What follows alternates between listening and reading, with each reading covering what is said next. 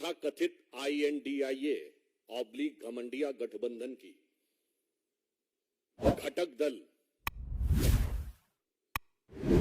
तमिलनाडु के DMK के मंत्री उदयनिधि जो स्टालिन जी के बेटे हैं, उनका जो एक बयान आया है उससे ये मोहब्बत के दुकानदार का असली किरदार अब पूरी तरह उजागर हो गया है। क्योंकि हम ये कह रहे हैं कि ये कोई आइसोलेशन में दिया गया बयान नहीं है। This is not an statement given in isolation, but it is having a complete consequential sequence. आप पिछले कुछ समय से देखिए, बिहार के शिक्षा मंत्री पहले हिंदू धर्म ग्रंथों के बारे में बयान देते हैं, ये भी INDIA ऑब्लिक घमंडिया के घटक दल है। फिर उत्तर प्रदेश में स्वामी प्रसाद मौर्य अभी चंद दिन पहले हिंदू धर्म धोखा है बोल चुके हैं। याद करिए, इससे पहले कर्नाटक में वर्तमान में PWD मिनिस्टर सतीश झारकीवली, जो कांग्रेस पार्टी के हैं, मुख्य घटक घमंडिया गठबंधन का, ये बोल चुके हैं हिंदू शब्द बड़ा गंदा है, जब ये कार्यकारी अध्यक्ष हुआ करते थे कर्नाटक प्रदेश कांग्रेस के। गोपाल इटालिया, जो इस समय आम आदमी पार्टी के महासचिव हैं, जो गुजरात आम आदमी पार्टी के अध्यक्ष हुआ करते थे, वो बोल चुके हैं कि मंदिर नहीं जाना चाहिए, देवी देवताओं की पूजा नहीं करनी चाहिए। और अब उससे पूर्व के भी दौर की बात याद करें तो जब ये सत्ता में थे, जैसे आज आदरणीय गृह मंत्री जी ने बात याद दिलाई है कि क्या कहते थे, मुस्लिम should have first right over the national resources of India. इन्होंने अपने मन से तथाकथित हिंदू आतंकवाद की पूरी थ्योरी गढ़ ली थी। याद करिए, जनवरी 2013 UPA सरकार के गृह मंत्री सुशील कुमार शिंदे जयपुर में यह बयान देते हैं कि हिंदू टेरर कैंप्स चल रहे हैं, और जब सदन में उनसे पूछा जाता है, आप होम मिनिस्टर हैं, आपने बयान दिया है तो सबूत दीजिए, तो अपना स्टेटमेंट विथड्रॉ कर लेते हैं कि मैंने ऐसे ही कहा था। इसलिए ये जो घटनाएं हैं ये केवल ऐसे ही नहीं हो रही हैं। इससे पूर्व भी तमिलनाडु में कोलत्तूर गांव, पेरम्बूर जिला, वहां पर कुछ साल पहले यह कह दिया गया कि मुस्लिम समाज की आबादी 70% हो गई है, तो मंदिरों में पूजा नहीं होनी चाहिए क्योंकि उनकी धार्मिक भावनाएं हर्ट होती हैं। और इसी गठबंधन के घटक दल DMK की सरकार ने उसे एक्सेप्ट कर लिया। वो तो मद्रास हाई कोर्ट ने इंटरवीन किया कि किसी भी समुदाय का बहुमत हो गया है, इसके आधार पर दूसरे समुदाय की पूजा नहीं रोकी जा सकती। केरल से कश्मीर तक सेकुलरिज्म के सारे सूरमा मुंह में दही जमाकर बैठते रहे। और आज जो एक घटना हुई है जिस पर हम आपका ध्यान आकर्षित करने के लिए आए, इस पूरी श्रृंखला को देखिए। और ये जो घटना हुई है, इसमें तमिलनाडु के मंत्री उदयनिधि जिस कॉन्फ्रेंस में पार्टिसिपेट कर रहे थे, उस कॉन्फ्रेंस का शीर्षक क्या था?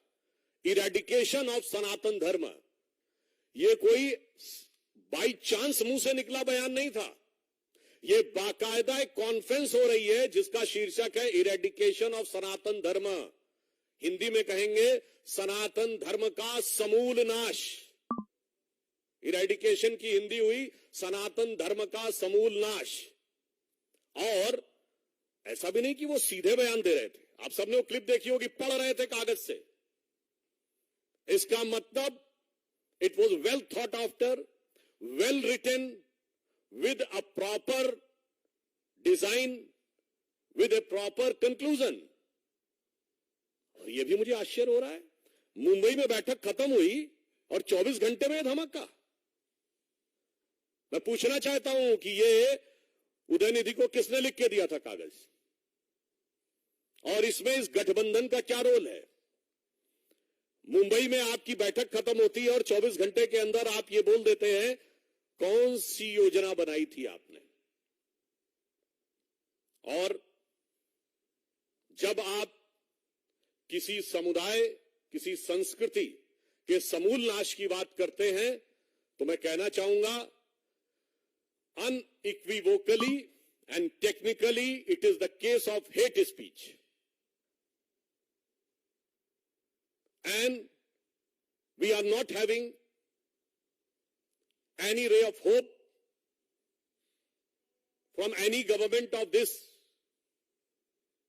INDIA/Ghamandiya Gathbandhan.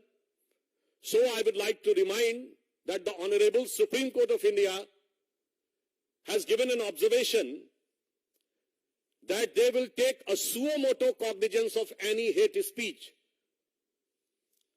So I hope that the Honorable Supreme Court will be keeping an eye and will be having the strict vigil and will take appropriate step on this utterly unequivocal, damaging, violence-provoking hate speech, because it is not only insult, it is saying eradication, means to finish. और मैं ये भी कहना चाहता हूं कि कई बार कहा जाता है कि we want to digress the issue. I would like to remind to Mr. Rahul Gandhi that during his so-called Bharat Jodo Yatra, when he was passing through Tamil Nadu, he has taken in his yatra Mr. George Punia, who has openly said that he wears the shoes because he considered the land of Bharat Mata apavitra, and he doesn't want his feet to be touched on this holy land. ये दुकानदार का असली किरदार है। ये मोहब्बत के नाम का हो रहा वोट का असली व्यापार है। और जब डाइग्रेस द इशू की बात करते हैं तो मैं ये भी याद दिलाना चाहता हूं, ये आरोप लगाते हैं कि हम लोग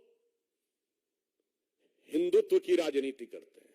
मैं याद दिलाना चाहता हूं, जब हम प्रधानमंत्री श्री नरेंद्र मोदी जी के नेतृत्व में जिसके ऊपर ये आरोप लगाते हैं, आज मैं पूछना चाहता हूं इस गठबंधन से, we are having the growth rate of 7.8%, which is highest among all the major economies of the world. मैं पूछना चाहता हूं, ये तथाकथित जो कहते हैं हम विकास की बात कर रहे हैं, इनके दौरे हुकूमत में एक साल बताएं जब पूरे विश्व में सबसे ज्यादा ग्रोथ रेट भारत की हुई हो। नहीं है। ये बताइए, हमारी जब जब सरकार रही है, ग्रोथ रेट महंगाई की दर से ऊपर रही है। इनकी जब जब सरकार रही है, महंगाई की दर ग्रोथ रेट से ऊपर रही है। अरे इनके जमाने में तो वो मजाक उड़ता था, आप सबको याद होगा, इंडिया की ग्रोथ रेट क्या रहती थी? 1.82%. And those who remember in 1980s it was ridiculed कि भारत तो 2% से ऊपर जा ही नहीं पाएगा, because it is a Hindu rate of growth. That was 2%.